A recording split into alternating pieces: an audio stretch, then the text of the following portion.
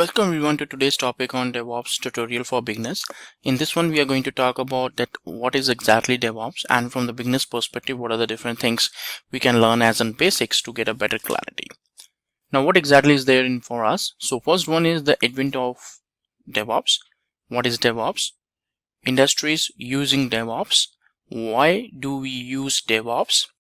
DevOps lifecycle and future of DevOps here. Now, the very first thing which we need to talk about is what is the advent of DevOps. Now, so DevOps is a kind of a process which is like developed over the period of time, and it's not like recently it's being launched here. It's present quite there into the industry, but over the period of time, yes, it have evolved from some couple of automations, and then now we have got a huge number of implementations around the DevOps. So in the beginning, there was like a waterfall model, which is a pretty straightforward model, and it was one of the first SDLC cycle or SDLC model which was shared for the software development. Now in this one, it was a kind of a mechanism where we felt like it's more on kind of a phase, like a phase mechanism. So there were like multiple phases which was present in this model. This model was pretty simple, straightforward, and easy to use and implement also. There were not much of the complexity which was there in this model. It was very straightforward, simple model for the development team. And the development team also felt very comfortable around this model because they don't have to put up much more efforts on this one. It's a kind of a sequential process in which each phase will be executed one by one. Once the previous phase is executed, then the next one will be proceeded. So the output of the previous one will act as a kind of input for the next phase. Now these are some of the phases of the waterfall model. So let's talk about that a little bit. Now over here, these are the different phases like requirements gathering, system design, implementation, testing, deployment, and maintenance. So these are the different phases of the waterfall model. Now the very first thing which we have over here is the requirements analysis. Now when we are working with the requirements analysis over here, it means that in this phase you will be focusing on taking up the requirements from the end user, from the customers. Usually the business owners or product owners were taking up the requirements from the business, from the clients, and they used to record it as a functional document. They used to create the functional document, and once the documentation is done, like all the requirements is done, then only they will be proceeding further. And I guess this is a thumb rule also of the software development, that unless and until we are clear about the requirements, we will not be able to proceed further. So yes, this requirement analysis stage is very important, because in this phase you are taking up all the requirements, and whatever doubts you have, that is something you are trying to get over here in this case. And it is something which will help you, that it will perform all the activity, like whatever the tasks or functionalities you want to implement, you will be able to collect all those things in this particular phase here. Then the second one is the system design. Now system design, again, it's a kind of a phase which will be only initialized once the requirement gathering is done. So once the requirement analysis is done, then only you will be proceeding further with the system design. In this system design, you will be preparing a design, a kind of architecture which you will be following for performing the development. Now this is a very important part, because here you will be, maybe you will be having some issues, some information is missing, so that will be again checked over here in this one. So once the design is done, then only you will be able to proceed further, because without the design, and if you directly go with the implementation, then you may face a lot of difficulty in understanding the proper requirement. So whatever doubts and clarity you want to have, that will be resolved during the design phase. Now once the design phase is done, then only you will go for the implementation. Now in case of software development, implementation prescribes about the software development. So software development is what you're going to do in the implementation. Now once the software development is done, so what you're going to do is that you are going to proceed with the testing part. And testing is very important, because without testing, eventually you will not be able to go to the production environment. So testing is something where we are giving more focus on how we want to test or validate the whole application, the whole product. You may be doing different kind of testing like unit testing, integration testing, stress testing, OAT testing, then the acceptance testing, then functional testing, non-functional testing. So a lot of testing frameworks you can actually use, and you can perform the testing over there. So testing is very important, because unless and until you don't do the testing, you cannot proceed further. With the proper sign off and with all the confirmations, then only we will go to the next phase. So again, the previous step should be successful and should be completed perfectly fine, then only you can go ahead with the next phase. Now after the testing, you will go to the deployment phase, where you will be taking care about the deployment. Now it can be a lower environment deployment, it can be like a higher environment deployment, but it's a kind of a generic phase in which you will be covering that how you can do the deployment to the production environment and make your source code alive. But again, if the testing is not done properly, then you will not be able to reach out to this phase. So in order to reach out to this phase, you need to make sure that all the previous steps or the phases should be successful. And once it's successful, then ultimately the last one is the maintenance or the monitoring, where you will be just monitoring your infrastructure on that part. So these are the different phases of the waterfall model. And again, if the previous phase is done, then only it will move the cursor to the next one. Unless and until the previous one is not done, it will not move ahead over here. So these are the different phases of the waterfall model. Right now, what was the limitation of this model? If we are already discussing about this model, and if it's so simple to understand, so simple to use, and it's very simplified, so what are the different limitations which was there with this waterfall model? Because again, there is some reason that why this particular model got replaced. So there could be limitations which is available as part of this model here. The very first one is that it was difficult to make changes in the sequential model, because this sequential model is the same way that how typically we do the development. So I cannot expect like testing to be done prior to the development. So that's something which is required as per the requirements.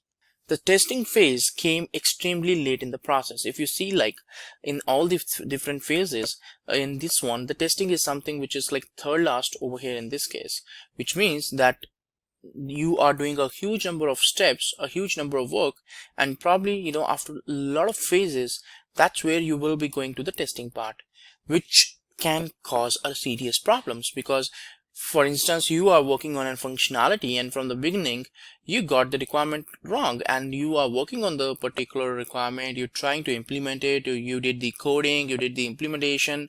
Now during the testing only you will be able to know whether the requirement was correct or not, because you will be putting some inputs, you will be processing, getting some outputs.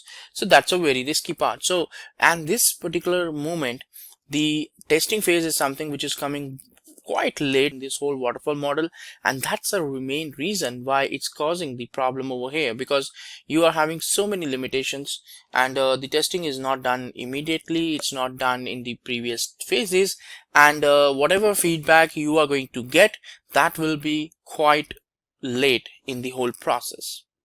The next phase is that the client was not included at any phase. So client involvement is not there. So the validations or the verifications cannot be done by the client. And if some requirements are missing, so we will not be able to get it done from the clients, and the involvement or the engagement with the client is not there in any of that particular phase.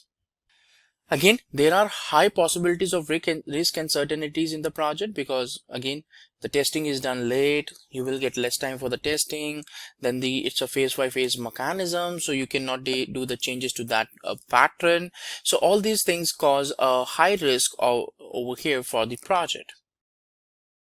Since the integration took place between the end, so it prevents the identification of any challenges. So the deployments are being done quite late. So you are working on the things, and if you feel like your deployment is not working fine and there is an issue with the deployment, so if you have the capability that you can do some deployments prior to this one in this phase, then I guess you will be able to be there into a better position, because that will not cause any kind of problem. Now in this case, you can see that the particular integration is like the deployment is happening quite late almost the second last phase is there for that part. So if there is any kind of problem in the deployment, if you are going for any automated tool, or you're performing the deployments, the releases, then that particular thing will be in risk over there. So you need to focus on that also, because that's the biggest challenge. And maybe while doing the implementation in the production environment, you are stuck with that and you will start facing the problems. This model is again not suited for long and complex projects, because again, for the complex projects, you cannot simply wait for months to complete the previous phases and then go for the deployments and do the releases. So for small and short projects, this is more kind of a comfortable model. But again, for long and complex projects, this model is not that much comfortable for that part.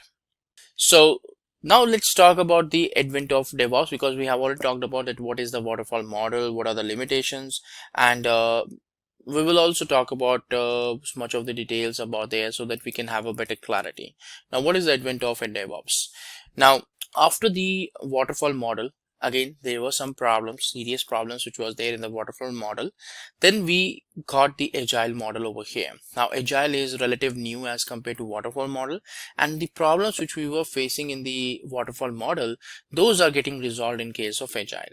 So agile model is nothing but a collaboration of iterative and incremental models. In this one, there is no phase by phase mechanism. Rather than the phase mechanism, here we have iterative and incremental models. So you are not going to complete the activity in a single phase, but there will be like multiple iterations which will be there, and these iterations can be incremental.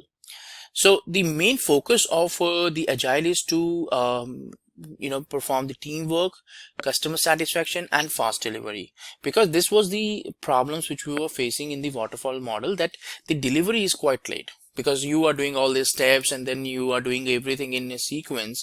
So that takes a lot of time, and that's the reason why the organization who were working on the waterfall model, they used to take months for doing the deliveries. But with the agile model, we are pretty much doing some releases every month.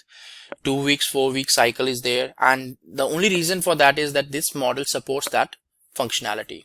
Now, the industries were facing a lot of problem, because the waterfall model was causing a lot of problems in the terms of delivery, and the industries cannot really wait for months for doing the delivery. Now, this was the problem, because when, for example, there is a banking sector, and they want to release or they want to work on some product. Now, if they take like 6 months of time duration for some integration, for some delivery to the client, then that particular client or the customer will not be happy, because again, for couple of months they are not getting anything. So they feel that there is no work going on there, and pretty much the business is so competitive right now that everyone wants to get the features immediately. And that's the reason why some organizations even change the particular vendors just for that purpose, because the work is getting delayed and they want to go for a different vendor which can provide the solution in less duration of time. So the idea about these startups is all the same concept, because these startups are not taking years of time to do the particular development, or to do that particular stuff. So they got some solution, they put it in the market, and depending on the feedback, they keep on improving that. And that's the reason why most of the startups nowadays are on the agile, because they want to focus on the customers, that what they require. Now, the customers' requirement can change over the period of time, but again, they have to evolve. They have to change their product accordingly to work and to get this particular requirement. So this is a very important aspect from that part. Next one, the agile process is pretty much divided into 5 phases. So the initialization, planning, development, release, and retirement. Now again, this is not something which is sequential. It's an iterative approach which keeps on going. So you can see here that it's mentioned not in the phase mechanism. This is the biggest difference between the waterfall and agile model, because in case of waterfall model, you can see that at that moment of time, it was all phase mechanism. But here in this case, you are talking about the iterations here. So these are all mentioned as an iteration in case of agile. And that's the reason why we are not doing this stuff or these steps in a particular time duration. So probably in a week, we are following multiple iterations of doing the development, performing the testing, validations, doing the deployment to any lower environment. So multiple times we are following that. So iteration can be like n number of iterations which you can follow over there. And that's the reason why, even if there is any kind of requirement, let's say that you got a new requirement changes in waterfall model. Now it's a phase by phase mechanism, which means that once the planning is done, once the design is done, then you cannot change it. You cannot proceed with that. But due to the iterative nature, there is a possibility that the same thing, you can do it again. You can take up the requirements. And that's the reason why in the agile process, adding up the new requirements is pretty easy as compared to the waterfall model, right? So let's talk about the particular limitations of the agile model here. And before that, we can talk about like what are the different things which we are performing in the agile mechanism, like what are the different phases which is available there in this particular agile model. But again, this is not a sequential manner. It's not a phase by phase mechanism. It's something in which we are talking about a kind of iteration, and the diagram also is mentioned in the same way. Now, initialization means that in which we will be taking up the gathering, like taking up the requirements. So we probably use the Jira dashboards, Jira tool for doing the project management and tracking the things, tracking the sprints and the requirements. Then we have the planning. So we perform the planning over there, that what different developers are going to work on these items. User stories. So these user stories contain all the requirements which is being assigned to the developers, and they work on that. Then development goes on with a specific programming language. They work on some ID tools, they work on the build tool. So they start to combine or start to get along with the version control system, and on daily basis they start doing the development process. And then the release, again, in which we are doing the deployment. So Jenkins, Ubuntu deploy, Excel deploy, there are so many tools which is available using which you can perform the deployments or the releases. And then the retirement is there, which is being followed after the release, and then we can have the monitoring and all that stuff. So this is again a kind of phase in the agile model, which ensures you that you are pretty much in a good shape as per the process perspective. Now, what are the different limitations of the agile model? Again, anything cannot be an ideal, a perfect there. So there might be some limitations which will be there in the agile model. So let's talk about that. The first one is that the output with this model comes so fast to the market that it's very difficult to get a combined output, because again, it's an iterative approach. So it's not a phase by phase mechanism. So in phase by phase mechanism, whatever end result you're going to get, that's something which gets at the end of the phase. But in this one, since it's an iterative approach, so you may be getting like multiple fragments, like multiple units, you may be getting like individual ones, and it's not easy for you to combine the output, like what are the output you're getting.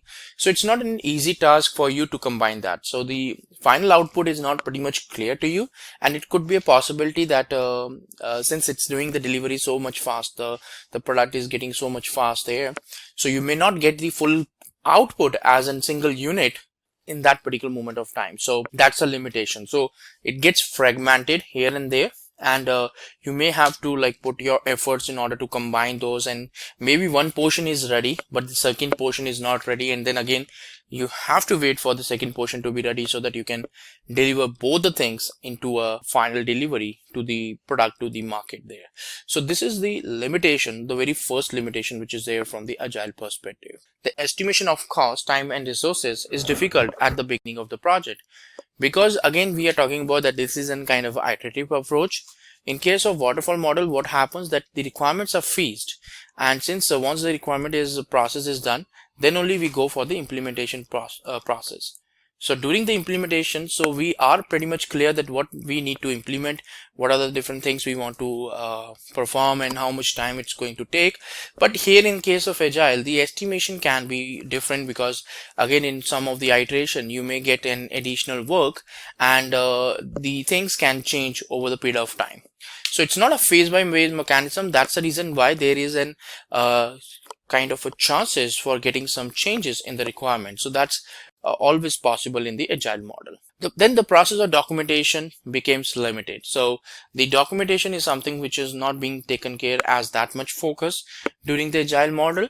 But again, if you improve this one, if you focus more on the documentations in agile, we have the like different technical writers. We can have technical writers who can focus on the documentations, which can do the work for the development team. And in that case, we can manage this stuff, that whatever the documentation we are lagging behind, we can prepare that, we can cover up that with the help of the technical writers who can give more focus on this documentations, and that can be done on the behalf of the development team.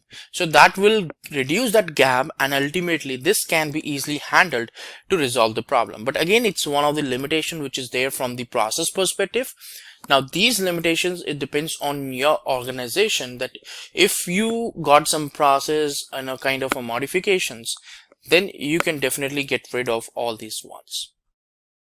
Then the spirit of the collaboration. Now teamwork is very important for any model to be success, but in this case it's pretty much required. And in order to, because earlier the people were working on the waterfall model. Now, if you go back and say that we want to work in a different model, and there we require a little bit more collaboration, then it also depends on the human there, that how exactly they want to react. Now, collaboration is not something which you can automate with certain tool or you can change overnight. It will take some time to have the collaboration. And in some cases, this collaboration even fail also. It's all possibility. That's the reason why it's considered as a limitation, that the collaboration which we are looking forward in the agile is something which is the biggest challenge. And implementation is one challenge, and maintaining that collaboration is another challenge there. So these are some of the limitations which we face while working on the agile model. With this model, only the professional people can actually take the decisions. The whole process, the whole development process is something which is given to the professional experienced people only. And if someone is not that much experienced, then the decision making mechanism or process will not be involved for that. So only the experienced professionals are given the full control or the decision making capability for the development process here, right? And with this process, again, there is no clarity that what the final product is going to look like, because all the things are going to happen in a fragmented manner. So you may miss the clarity that what will be the final output. And once all the iterations are done, once all the work is done, then only you will be able to know that this is the work which you are looking forward. But before that, there is always a scope of doubt on that particular part. So these were some of the limitations in the agile. And that's where now we finally come up with the DevOps, because whatever the limitations were there in the agile model, some of them gets implemented or gets resolved with the help of DevOps. So let's talk about the DevOps here. Now, what exactly is in DevOps process all about? So DevOps is nothing but a combination or a collaboration of dev and operation teams. So these two teams are actively working in performing any kind of release and deployments. But what happens usually is that they don't interact much with each other, and in case of any issues or any kind of problem, they don't have the capability, they don't have the skill set to help each other on that part. So operation teams does not have the capability or the skill to help the development to resolve the problems, and the same thing goes for the development also. So this is a kind of a gap which was there in the industry, which was causing a lot of delays. So during the issues, it was very difficult for them to resolve the issues. And that's the reason why the DevOps comes into the picture, because DevOps is a kind of a collaboration between the dev and ops team. So they have to collaborate with each other, and this collaboration should be done so that they can come together and come to a single particular place, and they try to explore that what are the problems which is there with the systems. In case they are stuck with any problem, they can help to resolve that. If there is any kind of installation process or process mechanisms, so that can also be resolved here.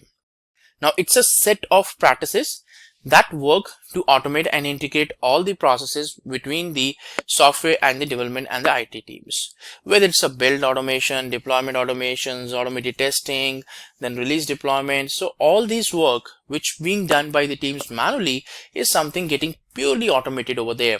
And when these getting automated, it's also performing the collaboration, because the development work requires like build, preparing the builds, uploading to artifactory, creating the artifacts, and the operation teams has to work on that and get it from the artifactory, download it, install it, and perform the deployments. Now if we get these processes automated, then means that we got the collaboration between the two teams, and it's all happening automatically. So no one has to sit on the system and they have to do these things manually, because these are pretty much being happening automatically over there. So this is again a very important process, because DevOps ensures that whatever the particular manual stuff or manual work you were doing earlier in the waterfall model or before that, that completely gets automated. And when we are talking about these automations, it means that we are giving more focus on the more common processes like CI/CD pipelines, deployment automations, release management, and all these concepts are continuous testing over there. So these are some of the processes which we are focusing on the DevOps, right? And again, it reduces the gap also, because when we are talking about the collaborations, which means that we are reducing the gap which was there in the development and the operation teams. So they don't have to get against each other, that this is not my work, this is not my work. So all these things are not being done in that way. So it's all about the process, that how exactly we can do the mechanism on the particular DevOps implementation. So it improves the work culture.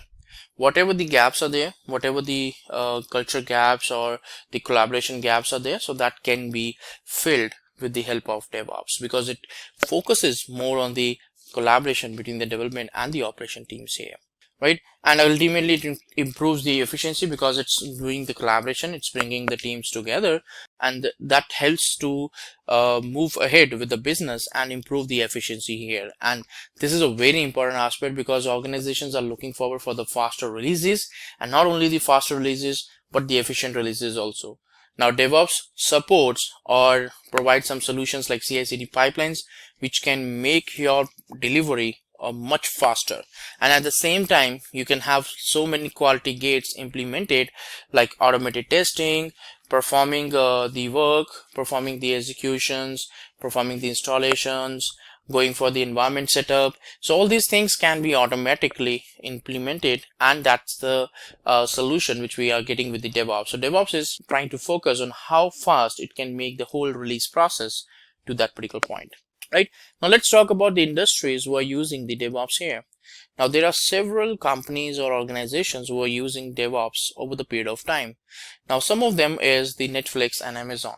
Now Netflix used to deliver the DVDs there through the courier, through the mail service. Now there was some time duration where they caught the downtime to that mail service, right? So Netflix is something which got evolved from the shipping DVDs to streaming videos over the web. Now the culture made it possible for Amazon also to predict how much equipment it should buy to meet the traffic demands. So both the organizations actually implemented DevOps to get some improvements in their process. Now Netflix was something which was shipping the DVDs, but suddenly they got in downtime in the particular mailing service, because again it depends on the human nature, right? So there were a lot of dependencies on the mail service for that, and that's where they thought that let's go ahead with that. They implemented DevOps, they implemented the cloud, and that's where they moved their infrastructure to the AWS cloud, and then they got this whole online streaming product into the market. And I guess this is one of the most popular product right now, because they are more focused on doing the online streaming. And at the same time, Amazon is doing a lot of automations around the DevOps, because they are providing us the DevOps tools, they are providing us the ready-made DevOps tool solutions, and they are also implementing such a huge infrastructure, and that cannot be possible with the DevOps. So they have different tools implemented there, and they are also doing releasing or putting up the updates to so many services through their automated mechanism. So both the organizations are using the DevOps for improving the efficiency of their product, right? Then next one is the NASA and the Walmart here. Now, the DevOps made it possible for the NASA to analyze the data from the Mars rover Curiosity. Now, again, the thing is that the NASA is an organization which is dealing with a huge of chunks of data from the different sensors, from the different satellites. Now, they cannot do all this stuff manually, and that's the reason why. And sometimes for them, it's not possible for them to get a huge infrastructure. Let's say they want to process an image. At that moment of time, you can understand, like, when the image of sun comes in the picture, so they were like, it was a huge in size, so they had to put up a huge computing power to render that image. Now NASA cannot create the infrastructure on daily basis. But on the other hand, they can actually use the AWS cloud to create a huge infrastructure, and then they can render this image with that particular cloud platform. So this is the reason why NASA is required these kind of cloud computing and DevOps processes, so that it can automate the things, it can process a huge chunks of information, and this information is very important. So that's the reason why NASA goes with the DevOps and try to implement all this stuff. And at the same time, Walmart is also kind of big retailer, and in order to reach out to the different people at the same time, and processing the payments, getting their orders done, it's not possible without DevOps. So DevOps helped Walmart to scale up in case of the sales, and during the year-end sales, the Walmart is getting automatically scaled up depending on the traffic. So depending on the traffic, the scalability is something which they are able to get with the help of DevOps. So the DevOps processes helped Walmart to increase their infrastructure without doing this thing manually. So that's the main focus on that, right? The next organizations is the Adobe and the Facebook here. Now these are also quite popular organizations, and Adobe is an organization which was giving more focus on the Photoshop. Then the Illustrator is there. A lot of tools are available there from the Adobe. Now these are all desktop solutions which was there, but now with the DevOps they have moved on to the cloud-based solutions. So they are focusing on the cloud solutions where you can actually use these particular softwares, and you don't have to install these ones into your local systems. Now you can use it pretty much from the cloud, from the website, so from the web portal, and that can give you a whole together different experience. Now this is something which is only possible because they got that particular infrastructure with the help of DevOps. And at the same time, Facebook is a kind of a social media which everyone is using, and DevOps helps the automated CI/CD pipelines and DevOps processes helps them to deliver the changes updates, because you can see that frequently the Facebook is changing or releasing out the changes, and they are not asking for the downtime. They are not saying that in this duration of time that the environment will be down or this Facebook will be down. So they are doing that while the environment is up and running with the help of DevOps processes, and they are pretty much doing it with their automated pipeline. So they are delivering a lot of changes during the business hours to the customers, to the end users here. So these are some of the industries who are the top notch over there in their category, and they are using DevOps for that implementation. So you can imagine that how important this process is for the organizations right now. So next one is that why exactly we do use DevOps here. There are some of the couple of reasons for this DevOps implementations. Let's talk about that. The very first one is the adaptability. Now, DevOps is something which is quite adaptive to the market trends, to the changing market trends here, and that is the reason why, because getting the results during this market trends is a very tricky part. So DevOps is something which can help us in order to get an efficient and best result out of this changing market trends, because if we are talking about the trends in the market, so it can be there from the requirement perspective, or it can be there from the infrastructure perspective. So the automations will help you to get more and more functionalities into the market. And you must have seen that if a new platform, if a new payment gateway is coming up, immediately all the e-commerce websites start releasing out the integration with that. And that's the main focus, because whatever the trends are coming up, the organization sense that and they start working on that, and their DevOps processes will help them to release out into their product. So they don't have to wait for 6 months or that much duration of time to get that product, to get that integration done. The second one is the faster delivery. Now this is the main reason why organizations prefer the DevOps and the Agile here, because they are able to get like fast release cycles. Now these release cycles will help them to do the delivery in the production environment much faster. And when we are talking about a proper implementation of DevOps, eventually with this faster delivery, you will get quality also, because quality is also matters with the quantity, because you are getting a lot of requirements, a lot of deployments are happening, a lot of releases are happening, and at the same time, if the quality is not met properly, then it's going to be a problem over there.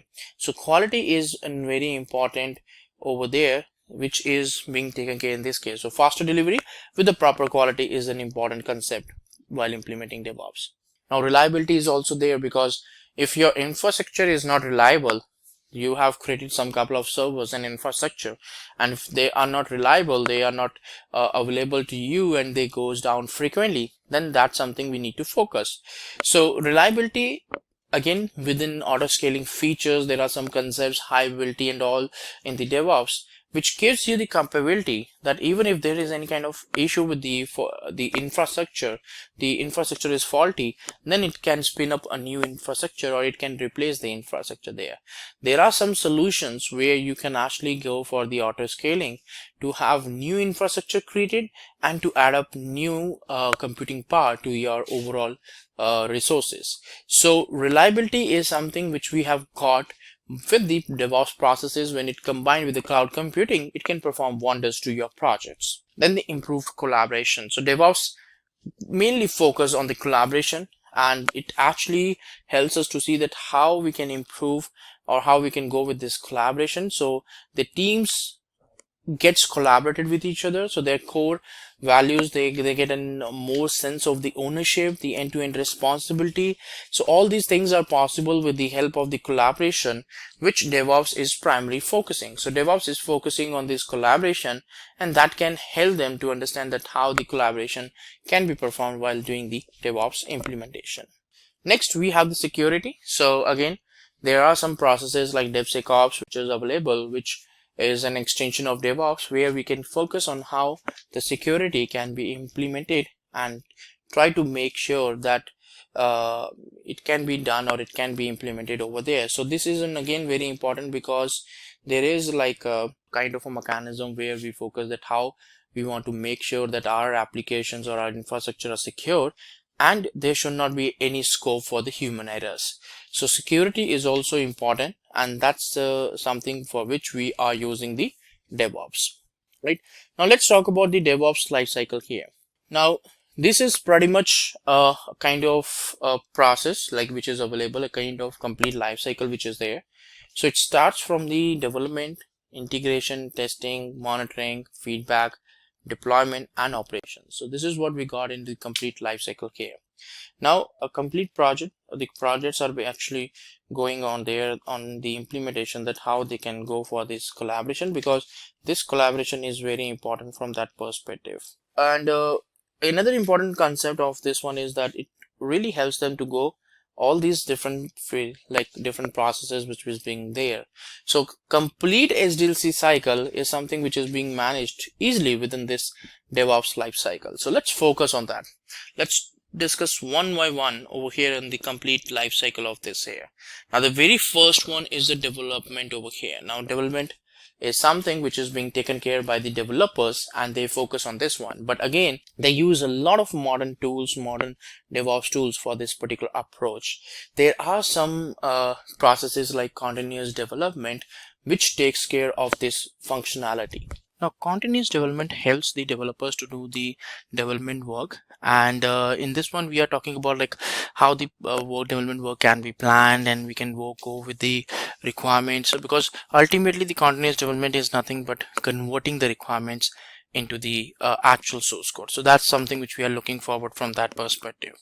It's a very important process because ultimately in this whole mechanism we are looking forward at how the source code can be converted in the source into the actual source code, and this source code can then be used or can be used for the further steps like testing, deployment, and all this stuff. So the during the continuous development, the developers uses a number of tools: Jira, Eclipse, Visual Studio, Notepad++.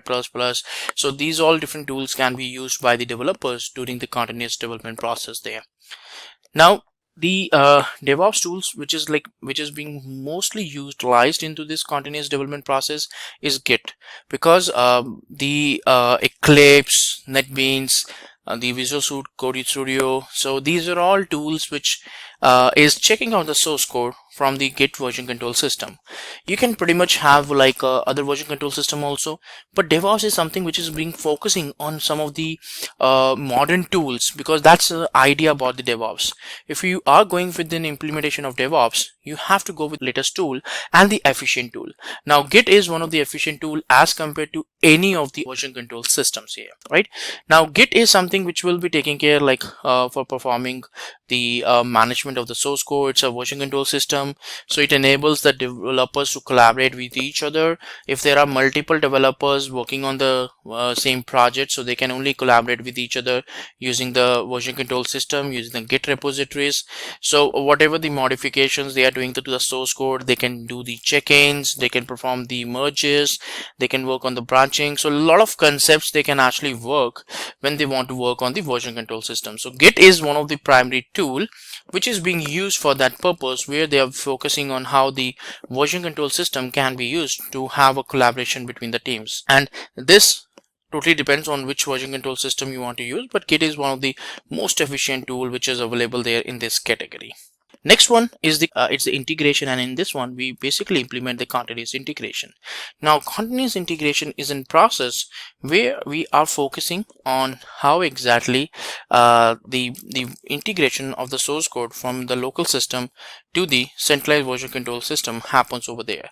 Now developers keep on working on the development, but keeping the source code to their local system will not help them.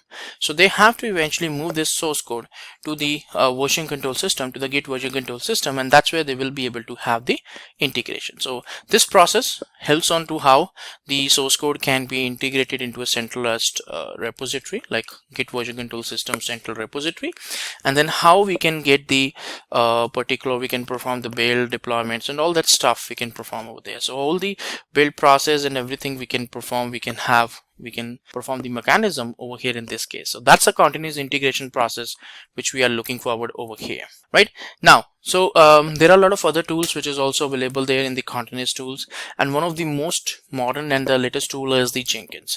Now Jenkins can help you to automate each and every bit piece of the continuous integration process, whether it's running the build tool, whether it's running the automated test cases. If we summarize, or if we say into a single line what is exactly continuous integration process, then we can refer to it as in like see the build automation and the deployment and the test cases automation here. So these two things is what we relate with the continuous integration process right now. So Jenkins is a complete open source tool which is known as one of the prime continuous integration tool there. Now it helps you to build the source code, perform the testing, and it's very easy for the developers to integrate all these changes. So whatever the mechanism, whatever the system we are trying to help, so Jenkins is something which can definitely help you to see that how the automations can be done and how it can help you to make the things better. So the developers don't have to do the build manually, they don't have to run the test cases manually. Eventually with the help of complete CI process, they are making sure that how the builds and the test cases can be automated in a proper manner. So that's what we are looking forward from the Jenkins as a primary continuous integration tool. Now the next one is the testing.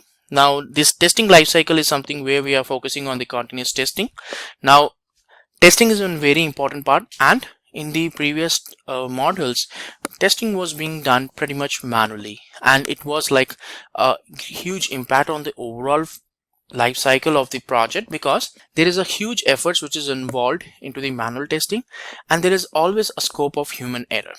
Now, if we are looking forward for an efficient mechanism, and we feel that the testing can be done in efficient manner, that's where we need to go for the continuous testing, because this process says that how exactly we can perform the various kind of automations around the testing, whether it can be a regression test cases, whether it's kind of a stress testing, because these are some of the testing which can eventually take a huge amount of time for the testers. Now, if we somehow automate this, ideal approach is that we should be going for everything automated from the testing perspective. But again, if you are going, or if you are working on the migration, then in that case some of the testing like stress testing, regression test cases, these are all things which you can automate, and then we can easily integrate them within the pipelines so that we can validate our source code. And it also helps you to check what kind of quality of source code you are working over here. So that benefit also we are going to get with the help of continuous testing, because whatever the end result you get, it's always a high quality source code which we are getting with the help of this process. So that's the reason why this process is quite important from that perspective. Now, Selenium is one of the most common DevOps tool which is available there in this case. Now, Selenium can test any web application. So if you want to hit on a web application, you want to replicate, okay, I want to log in, I want to do some basic stuff. Now, usually human or manual person will be doing that stuff, but with this tool you can actually automate that how some request can be carried out through a website, through a web browser. And these are all things can happen, and it can take up the screenshots, it can take up the results and inputs, and all these things will be given back to the results to the end user. So end user will be able to know that what exactly it's trying to perform over here. And this whole option, it will help you to understand that these are the different requirements, or these are the different inputs you have put upon this one, and that's how you got a complete clarity that these are the outputs you're getting and the end result. So Selenium is one of the best tools for automating that. If you want to perform the activity, if you want to test the web applications, then it's one of the option for that. The next one is the monitoring. Now, from monitoring we talk about the continuous monitoring over here.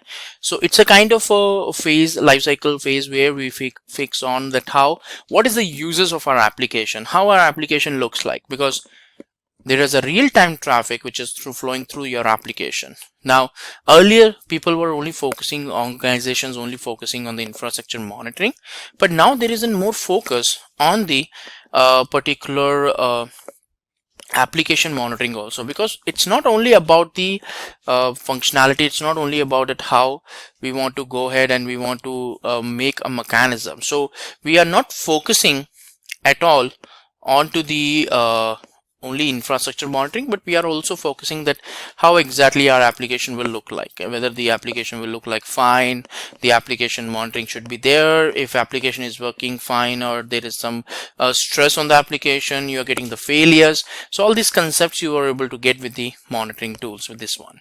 Now, there are a lot of tools which is there in the monitoring tools aspect, but Negios is one of the tool which is more commonly used, and it's one of the famous DevOps tools available from the industry. Now, Negios is available as an open source and enterprise both solutions. There are like one Negios monitoring tool, the Negios log analyzer, then network tool is also separate there. So there are so many products which is there from the Negios, and a lot of organizations actually trust Negios, because they are having the understanding that this tool is being there in the industry, and a lot of promising organizations are actually using it, and it helps you to detect that what is the impact, like whether you're getting any kind of downtimes, your application is not behaving as promised. All that clarity you're going to get with the help of Negios. So Negios is something which is pretty good tool from that monitoring perspective. Then we have the feedback. Now in this one we talk about the continuous feedback. Now this stage helps us to get the frequent feedback from the end users. More and more releases you are doing, more and more feedback you are getting, so that's a quick feedback. You don't have to wait for months to get the feedback that whatever the product you are preparing. Now if you have a release cycle of 3 months, it means that your product feedback you will be able to get after 3 months. But if you are doing like pretty much frequent releases, so every month you will be able to get the result that this is the end release, or this is a feedback you're going to get for your product. So these things are very important from our perspective, that how we want to perform or we want to proceed with this mechanism. Then we always have the deployment. Now deployment is something which is focusing on that how the continuous deployment can be achieved. Now we usually refer to the terminology called CI/CD pipelines. So in that case, continuous integration refers to the build process to the test cases automation, whereas on the other hand, the deployment process is ensuring that how you can deliver your product to a specific environment, get it deployed with a perfect accuracy. So continuous deployment, again, it's being done so that you can release your source code. You don't have to build it and then go there and do the deployments manually. It's all part of the automated process which we are looking forward over here. So continuous deployment is in process using which you can perform that activity. There are so many tools which is available there, and one of the most common and the famous tool on this category is the Docker. So Docker helps the developers to package their product, to package their application, and then using the Docker and Kubernetes tool, you can actually go one step ahead and deploy these containers on the production environment. So whatever application you perform, you put up in these containers, that can run on the Docker containers on the Docker host, and then you will be able to get the similar web application deployed over here. Again, the microservices, containerization, there are a lot of other processes which is also getting implemented with the help of Docker here.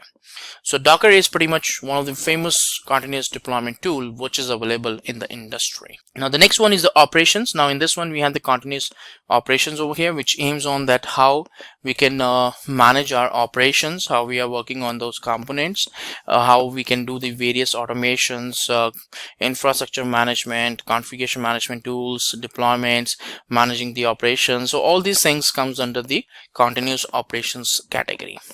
Now let's talk about the future, because we have seen that what exactly the DevOps is having the capability right now, and what is it's doing the wonders in the different industry. But what about the future? So future of DevOps is quite bright. Now it could be like not the same technology, the same tools are being implemented, but it's something which is being evolved over a period of time. So there are trends that DevOps is going to move ahead with such technologies like machine learning, artificial intelligence, security field, and infrastructure as code. Now these may be present right now, but there is more integrations which we are looking forward from the future perspective. Also, the organizations are actually having a huge demand. Maybe there are very few organizations who are not working on agile right now, because pretty much everyone is going on agile, and this is not the choice of the organization now. Even in fact, the clients are also now coming up with the approach that they require an agile process in the product which they are using, and if you don't move on to that, that's make your customers unhappy. So in order to make your customers and business good, you have to go with the agile process. So DevOps role is going to be pretty common nowadays, and there is a huge demand. Definitely there are very few DevOps engineers which is there, because there is a demand on different tools. One DevOps role completely differs from other, because there is a dependency on tools which you learn. But again, there is a huge demand on what are the different DevOps professionals which is there in the industry. So there has been a 70% increase in the organizations who are adopting the DevOps in 2018 and 10% in 2019. So again, this is the change, this is the increase, and it's being done, or it will increase by year, because every year some organizations are moving on. So some organizations are still planning, because ultimately everyone's goal is that they want to go for this agile. And when we talk about agile, definitely DevOps will come in the relationship and in a complete package with that. Now let's talk about the monetary aspect here. So around in 2017, so 3.36 billion is the overall market which is being generated over there in 2017. So around 3.36 billions got generated in 2017, and the same thing is expected to generate around 9.40 billions by 2023.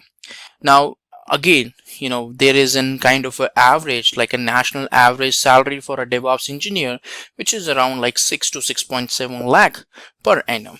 Now this is something which is coming up from the particular Glassdoor and Salary. There are different portals where you can explore that what are the different trends which is available there. So from there you will be able to understand the different DevOps trends in around different globe around the world, and at the same time you will be able to get like different roles which can give you the understanding that what different salary packages you're going to expect. But relatively, as compared to any other profile, the packages in case of DevOps is pretty unique and pretty high, because again, for a couple of, like, let's say that for 100 developers, there will be like 1 or 2 DevOps engineer which will be available there. So you can see the ratio, and depending on that you will get the particular benefits, right? So that's it for this module. I hope you liked it. Thanks everyone. Hi there, if you like this video, subscribe to the Simplilearn YouTube channel and click here to watch similar videos. To nerd up and get certified, click here.